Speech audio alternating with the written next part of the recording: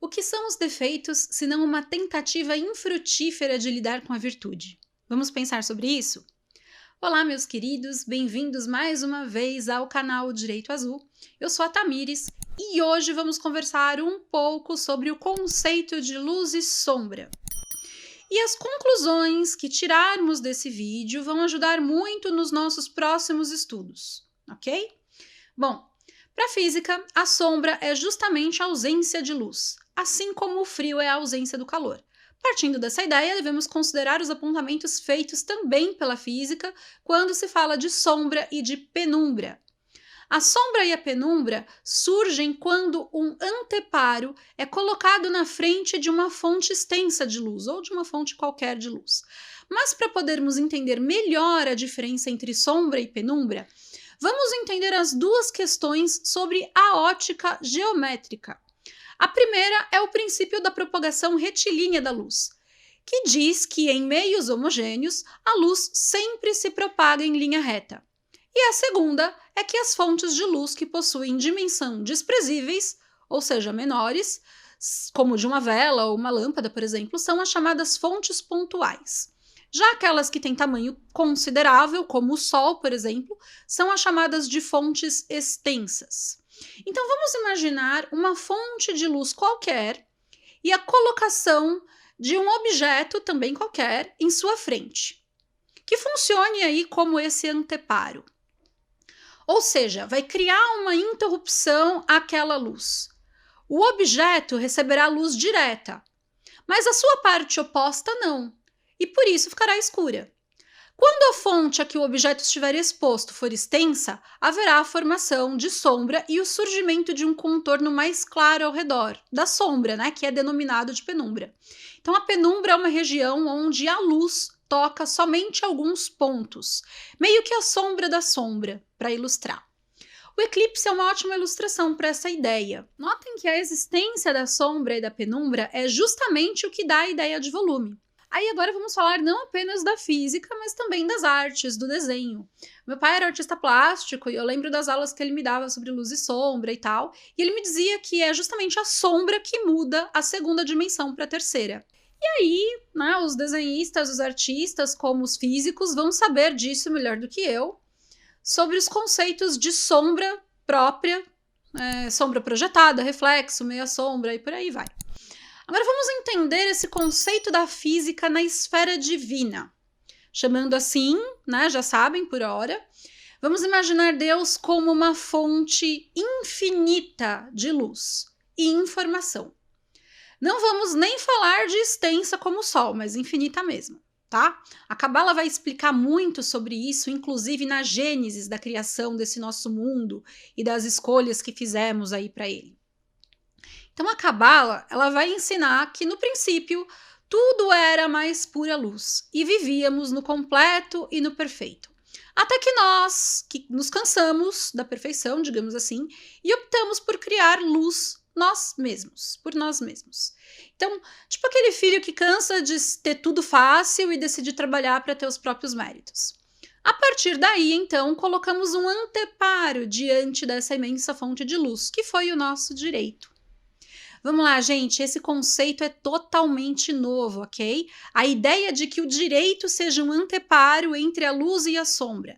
Então pensa comigo, nossas inteligências e consciências no uso e nas atribuições de nosso livre-arbítrio, optamos por começar do zero e colocamos nossa escolha, ou seja, nosso direito, diante da luz. E o resultado foi uma projeção de sombra e penumbra.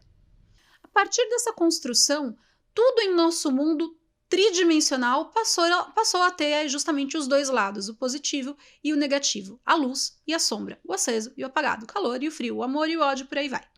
Então, quando eu digo lá no livro, que já vai estar disponível para vocês, sobre o que são os defeitos, se não uma tentativa infrutífera de lidar com as nossas virtudes, é justamente isso. Todo defeito, todo problema é uma sombra da qualidade e da solução. Então, uma pessoa muito cuidadosa, protetiva e acolhedora, quando está na sombra, pode se tornar uma pessoa possessiva e dominadora. Então, o fato de ela ser uma pessoa possessiva e dominadora é justamente o que está mal trabalhado nas suas características de luz, O fato, então, de ela ser cuidadosa e protetiva, percebem? Mas como que eu saio da sombra, Tamires? Eu preciso remover os anteparos que nós mesmos escolhemos colocar ali. Aí sim, a luz vai lá de forma retilínea iluminar os campos escuros. Mas que luz é essa? Aí a gente vai também para a tecnologia. O pessoal aí da área vai entender certinho o que eu vou falar. Luz é informação. A informação, o conhecimento é a luz. Nosso medo do escuro, por exemplo, é instintivo, porque a escuridão impede justamente de usarmos um dos nossos sentidos mais poderosos, que é a visão, nos tornando aí vulneráveis e sem controle por ausência de informação direta. Então não recebemos informação apenas através do sentido da visão, mas ela é o mais direto e distante do nosso corpo. Então sempre que queremos curar um defeito ou um problema, precisamos iluminá-lo. Foi o Freud que disse que nosso inconsciente é uma sala escura e a consciência é o lugar iluminado. Se eu não iluminar uma sala escura, eu sempre irei tropeçar nos objetos que ali estão e que eu não sei que ali estão, principalmente. Como que eu elimino um problema? Primeiro, sabendo que ele está ali.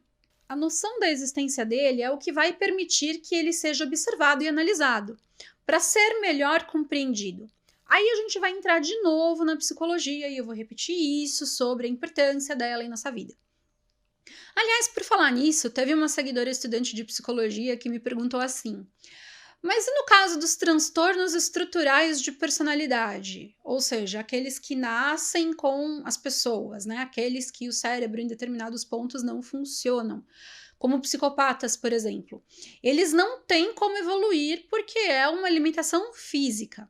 Gente, eu vou fazer depois um vídeo mais pra frente explicando sobre isso, sobre as limitações físicas, ok? Os transtornos do corpo e da mente e o porquê escolhemos vir com elas, com esses transtornos, com essas limitações e para que elas servem. E desmistificar um pouco essa ideia de que algo não tem cura, ok? Cura e controle são coisas diferentes. Mas só para esclarecer um pouquinho, uma alma escolhe vir como psicopata também com objetivos evolutivos, inclusive os de negação. Mas como o tema é muito amplo, a gente vai deixar para um próximo espaço só dele, ok? Então, basicamente, para fechar essa ideia, então, de luz e sombra, devemos ter a ciência de que é exatamente como na física. Você tem um determinado defeito? Todos temos. Ele se refere a uma parte sua mal iluminada e que aguarda proporcionalidade entre sombra e a luz. Eu estourei aqui um pouquinho o nosso tempo, mas nós falaremos mais vezes sobre isso, tá? Então já sabe, não deixa de se inscrever aqui no canal, deixa o seu like, compartilha o conteúdo, me segue nas redes e aos poucos vamos ficar craques juntos nesses chamados de raciocínios malucos.